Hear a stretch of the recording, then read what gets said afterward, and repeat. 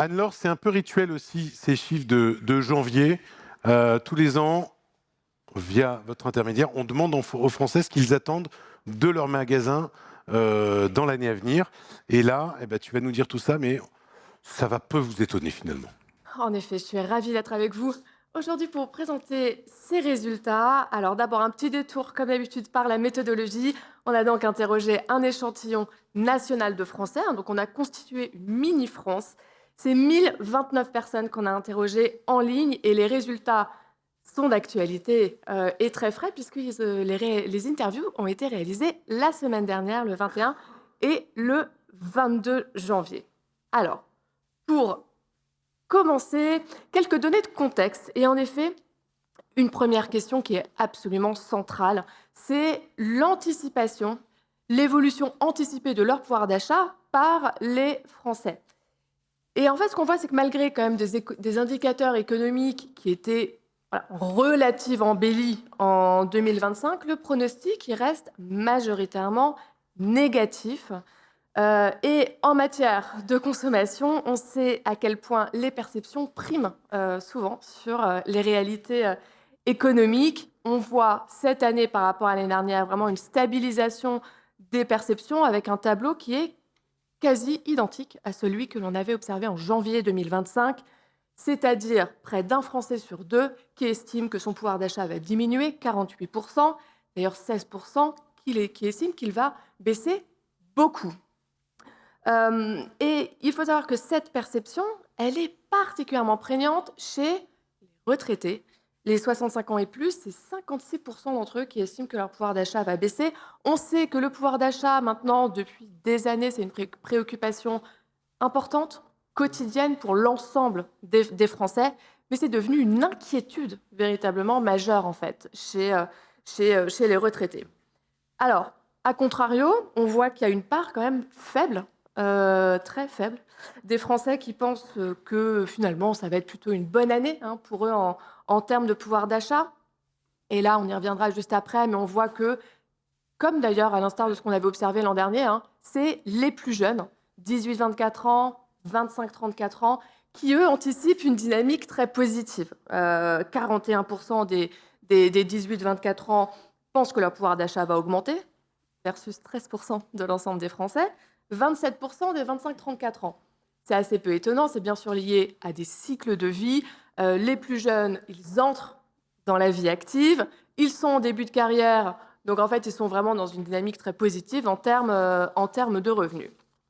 Alors, une fois qu'on a vu ces résultats, déjà l'évolution, puisqu'on a la chance d'avoir ici des évolutions depuis janvier 2024. Rappelez-vous, en janvier dernier, on avait en effet observé une tendance au desserrement de la contrainte qui pesait sur le porte-monnaie des Français. Cette tendance, aujourd'hui, elle ne s'est pas confirmée en 2026. Je parlais d'une stabilisation. Vous voyez, les lignes sont tout à fait flattes. Alors, on l'a vu, les Français ne sont pas très, très optimistes sur leur pouvoir d'achat et l'évolution de leur pouvoir d'achat cette année. Et ça a des conséquences, naturellement, très directes sur la manière dont ils anticipent que leur consommation va évoluer, que ce soit en ligne ou en magasin. Cette année, la stabilité sera clairement le mot d'ordre pour les Français. 57%, une majorité très nette, nous disent qu'ils ne vont consommer ni plus ni moins, que ce soit en ligne ou en magasin. A contrario, on voit ici, vous le voyez en violet, que ceux qui estiment qu'ils vont peut-être pouvoir se faire un peu plus plaisir cette année, en fait, ils sont relativement rares. C'est le cas en ligne, seuls 13%, mais c'est le cas encore un peu plus ici en magasin. 10% seulement pensent, anticipent consommer plus cette année en magasin. Là encore, on a une petite exception générationnelle, c'est les plus jeunes, les 18-24 ans, qui eux estiment un peu plus, 33%, un tiers des plus jeunes nous disent qu'ils vont plus consommer en ligne cette année, 26% en magasin. Donc on note ici, de la même manière que sur l'ensemble des Français, mais encore un peu plus chez les plus jeunes, une prédominance quand même de la consommation en ligne anticipée par rapport à celle en magasin. Et finalement, lorsqu'on regarde ces résultats, on voit que la balance entre ceux qui nous disent qu'ils vont plus consommer, encore une fois en violet, et ceux qui nous disent qu'ils vont moins consommer, ici en rouge, finalement, elle penche clairement vers un recul des achats, une réduction de la consommation, que ce soit en ligne, mais plus encore en magasin. Donc l'année 2026, j'aurais aimé amener de meilleures nouvelles. Mais l'année 2026, elle pourrait être un peu compliquée encore pour le commerce. Pour le commerce physique, un peu plus probablement que le commerce en ligne, même si finalement tous les commerçants vont subir les mêmes restrictions dans le pouvoir d'achat et donc dans la consommation des Français. Il y a un point important à noter. Je vous disais, les plus jeunes, ils nous disent un peu plus qu'ils vont consommer plus en ligne ou en magasin. Oui, mais malheureusement, ils nous disent également plus qu'ils vont réduire, en fait, leur consommation. 40% des 18-24 ans nous anticipent une baisse de leurs achats en ligne, 40% en magasin. Les 25-34 ans, 38% estiment qu'ils vont moins acheter en ligne, 40% en magasin. Donc en réalité, chez les plus jeunes, la balance est également en fait négative et va probablement conduire ici à une tendance baissière, en tout cas dans les anticipations qui sont faites par les plus jeunes.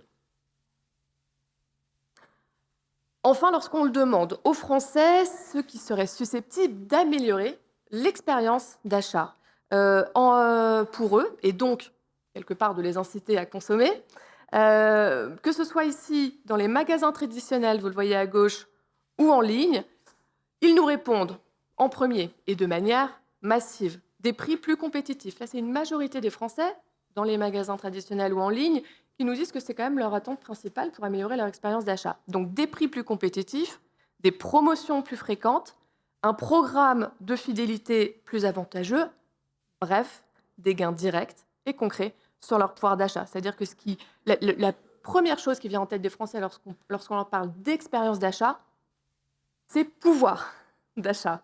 Voilà. Ensuite, c'est bien sûr un témoignage supplémentaire, ici, de la prégnance, encore une fois, de la préoccupation très forte vis-à-vis du pouvoir d'achat. Ici, je ne vous apprends rien. Et c'est des attentes, en fait, qui sont finalement très alignées vis-à-vis des magasins traditionnels ou des magasins en ligne. Vous voyez qu'elles sont encore un peu plus fortes vis-à-vis des magasins traditionnels qui souvent sont réputés pour faire moins de promotions que les enseignes en ligne, mais en fait, elles sont majeures pour l'ensemble, ici, des commerces.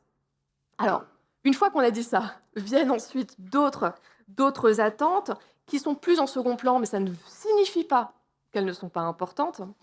C'est d'abord la gestion des stocks, d'ailleurs particulièrement ici en magasin traditionnel, une meilleure disponibilité des produits en stock, 22% nous mentionne cet élément pour les magasins traditionnels. C'est également l'information produit, 22% pour les magasins traditionnels, 23% pour les magasins en ligne, mentionnent une plus grande transparence sur l'origine et la composition du produit comme étant un élément qui peut améliorer leur expérience d'achat. C'est important parce que c'est aussi une préoccupation, nous, dans toutes nos études, c'est une préoccupation qu'on voit croître de manière très sensible.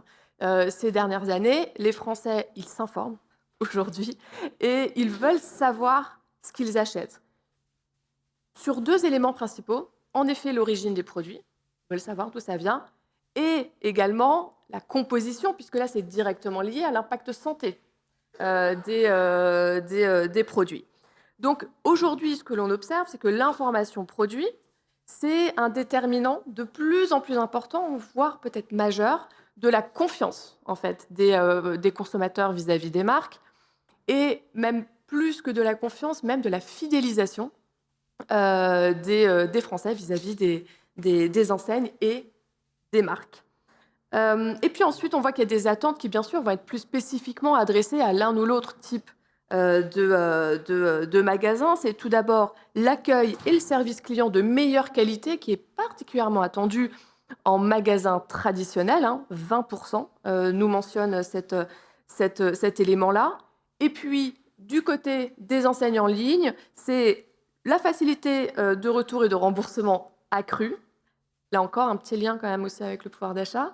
23%, près d'un tiers des Français interrogés mentionnent en fait cette attente pour les magasins en ligne. Et puis, c'est également des délais de livraison plus courts. Bien sûr, c'est toujours au cœur de l'expérience d'achat, notamment, bien entendu, lorsqu'on parle des magasins en ligne. Alors, si on regarde maintenant un peu le détail, un peu plus en détail, on peut noter que les aspects liés au prix plus compétitif, promotion plus fréquente, programme de fidélité plus avantageux, elles sont particulièrement mentionnées par les seniors, 50 ans et plus, et particulièrement 65 ans et plus. Ça fait le lien, bien sûr, avec l'inquiétude très forte sur le pouvoir d'achat qui est partagé très largement par cette population. Donc on voit une sensibilité prix encore plus forte. Ça ne veut pas dire qu'elle n'est pas importante chez les plus jeunes, ça veut dire qu'elle est absolument majeure chez les plus de 65 ans et les plus de 50 ans également d'ailleurs. Et puis les retraités, plus de 65 ans, petit raccourci, mais voilà, soulignent particulièrement également l'importance pour eux de la transparence sur l'origine et la composition du produit. Il y a une sensibilité également très forte des plus âgés sur ces dimensions-là de l'information produit. Vis-à-vis de l'accueil et du service client de meilleure qualité, là, on retrouve particulièrement quand même les plus jeunes, un peu plus en pointe sur ce sujet, en tout cas en ayant un peu plus d'attentes, notamment vis-à-vis des magasins traditionnels, sur l'accueil, sur le service client. Ils en attendent plus cette année. C'est vraiment une attente également importante pour eux. Donc pour 2026, la contrainte, elle va rester forte, en fait, sur le porte-monnaie des Français en termes de consommation. On est plutôt sur une tendance baissière. Et en fait, il y a 3 attentes majeures, c'est le prix et le prix. Voilà. Merci beaucoup, Anne-Laure.